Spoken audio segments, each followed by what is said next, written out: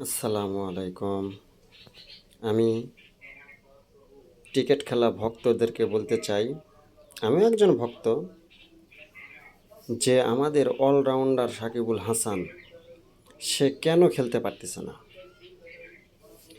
তার মনের মধ্যে কি এমন ব্যথা জমিয়েছে যে আমাদের বাংলাদেশে সে ম্যাচগুলো খেলতে পারতেছে না, তাকে দিয়ে খেলানো হচ্ছে না। দেখেন, অনেক ম্যাচ, যেগুলো ম্যাচ জিতার কথা নয় সেগুলো ম্যাচও সাকিবুল হাসান খেলে জিতেছে। যেগুলো ম্যাচ অসাধারণ খেলেছে, সেই অলরাউন্ডার প্লেয়ার কেন আমাদের মাঝে এখন নাই, সে কেন খেলতে পারতেছে না। এটাই আমার বাংলাদেশের কোচকে আমি বলতে চাই, তাকে দিয়ে খেলানো হোক এবং আমাদের সে হারানো ক্রিকেট খেলাগুনা আমাদের মাঝে আপনি আবার সেই নতুন করে নিয়ে এসে দেন।